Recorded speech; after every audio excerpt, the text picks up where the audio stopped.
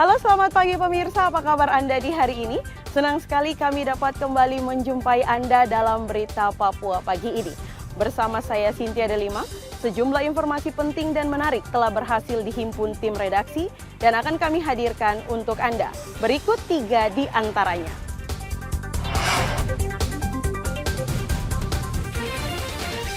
Protes ratusan orang di Merauke membuat pencoblosan di TPS 01 Kelurahan Karangindah tertunda selama 2 jam.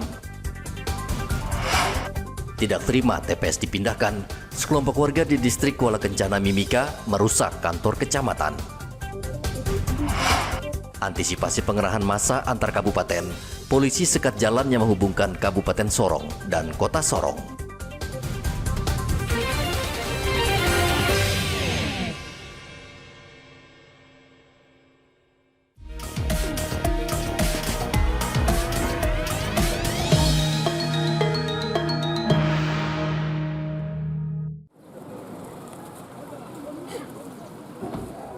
Petugas TPS 01 Kelurahan Karangindah, Merauke, Papua Selatan menunda pencoblosan di TPS ini karena ratusan warga memaksa untuk bisa memilih di TPS.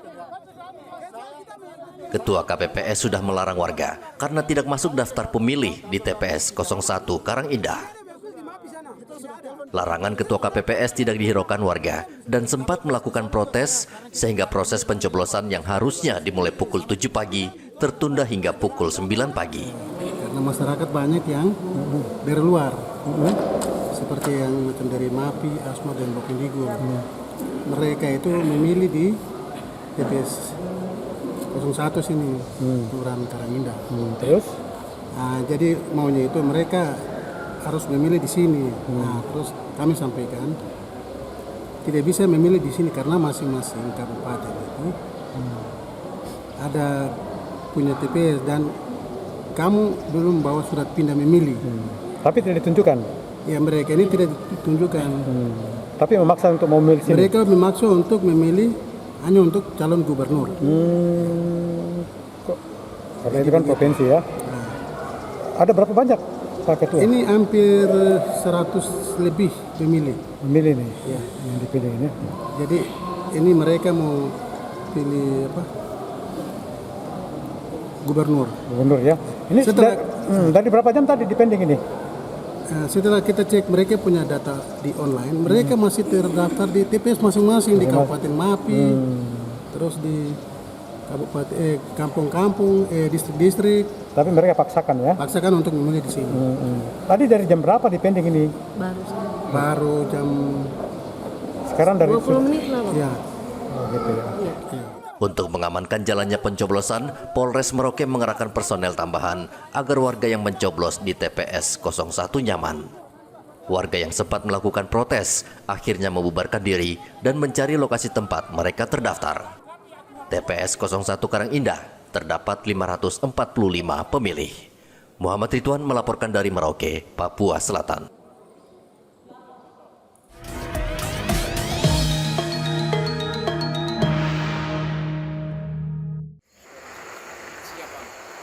Kantor dan aula distrik Kuala Kencana Mimika, Papua Tengah rusak. Kaca kantor pecah dan berserakan di lantai. Pengerusakan kantor distrik itu terjadi Rabu dini hari kemarin. Saksi mata mengatakan, sekelompok orang dari Kampung Beringin mendatangi kantor distrik, mereka lalu melempari kantor dengan batu. Tidak hanya kaca yang pecah, sejumlah kendaraan juga rusak parah. 3 masa dari arah Beringin, arah Kuala sana, mereka mengarah ke kantor darurat sementara yang dipakai untuk distrik Kuala. Mereka pikir aktivitasnya di situ, aktivitas pengumpulan kotak suara itu ada di situ, jadi masa ke situ. Kemudian seperti ada beberapa orang lihat aktivitas di dalam sini, ada kita kumpul di situ, makanya masa beralih ke dari situ ke sini.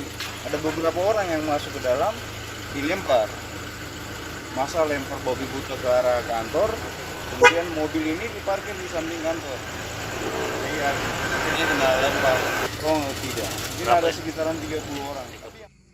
Pengerusakan kantor distrik diduga karena sekelompok orang tidak terima adanya pemindahan TPS yang dilakukan sepihak oleh panitia tingkat distrik. Masyarakat yang ada di Kampung Lama itu lebih banyak daripada yang ada di Beringin.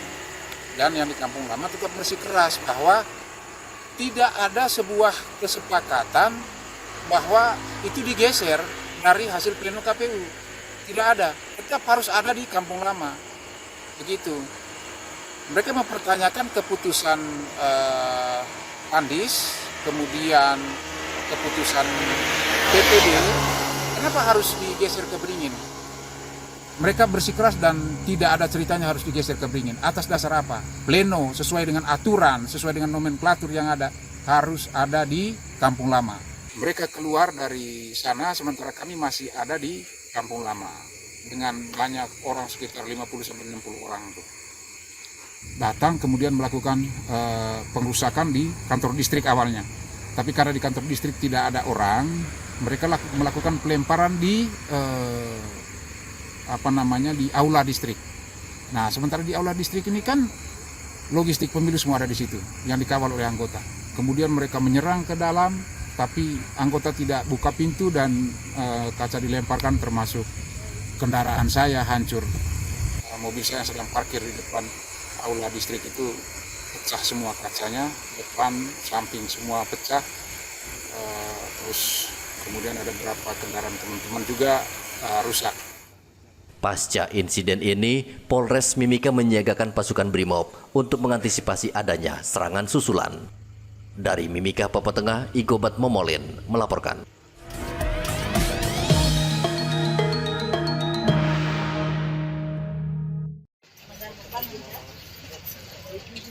Wakil Menteri Dalam Negeri Ripka Haluk didampingi penjabat Gubernur Papua Ramses Limbong memantau langsung pelaksanaan pemilihan kepala daerah di sejumlah tempat pemungutan suara di Kota Jayapura pada Rabu kemarin. Ada 9 TPS yang dipantau Wamendagri, yaitu di Kota Jayapura, Kabupaten Kerom, dan Kabupaten Jayapura. Wamendagri menyebut pelaksanaan pesta demokrasi di Papua berjalan aman dan lancar. Ia pun mengapresiasi masyarakat yang telah berbondong-bondong menyalurkan hak pilihnya dengan datang ke TPS. Iya, masih landai aman. Kita bersyukur pada Tuhan karena masyarakat bisa menyalurkan hak pilihnya. Jadi terima kasih. Target berapa TPS yang dipantau? Ini kita sudah 4. Sudah 4, Pak. Nanti kita akan ke Koya sama ke Kerom. Pokok pindahnya lengkap. Siap. Sudah ada kemajuan bagus. Ada harapan masyarakat semua. Ripka Haluk berharap masyarakat dapat tetap menjaga situasi keamanan tetap kondusif. Ia pun meminta masyarakat luas agar tidak mempercayai berita hoaks atau berita bohong yang banyak beredar di media sosial. Pilkada 2024 ini, KPU Papua menyiapkan 2023 tempat pemungutan suara dengan jumlah daftar pemilih tetap 750.959 pemilih yang tersebar di 9 kabupaten dan kota. Arthur melaporkan dari Kota Jayapura, Papua.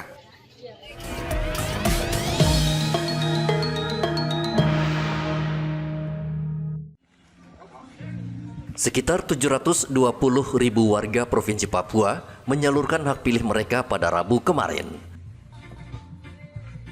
Pemilih ini tersebar di lebih dari 2.000 TPS yang berada di 105 kecamatan. Dari hasil pantauan, seperti di TPS 04 Kelurahan Wahno, Kota Jayapura, sejak pukul 7 pagi masih sepi. Namun seluruh perangkat di TPS sudah siap, mulai dari saksi hingga KPPS dan aparat keamanan. Sebagian masyarakat Papua akan memilih kepala daerah untuk memimpin Papua selama 5 tahun ke depan. Tentu masyarakat ingin banyak perubahan. Salah satu adalah harga sembako yang semakin terjangkau. Bagaimana tadi coblos? Perasaannya bagaimana? Ya, jauh-jauh hari kan memang sudah lihat ya. Ya, jadi tenang. Tenang ya. Ya, tadi tenang. Puji Tuhan ya. Yang kita inginkan kita sudah coblos. Tidak ada masalah di Tidak ada. TPS ya? Iya, no problem. Kalau harapan untuk nanti yang pemimpin terpilih Harapannya Ibu apa sebagai Harapan warga? kita ya sembako-sembako bisa murah-murah Kak, bagaimana. Kebutuhan ibu-ibu setiap hari harus tetap stabil Kak. Stabil, ya? Jangan naik-naik terus Kak. Pilgub Papua diikuti 2 pasangan calon, yaitu nomor urut 1 Ben-Hur Tomimano Yeremias Bisai dan nomor urut 2 Matius Fakiri Aryoko Rumaropen.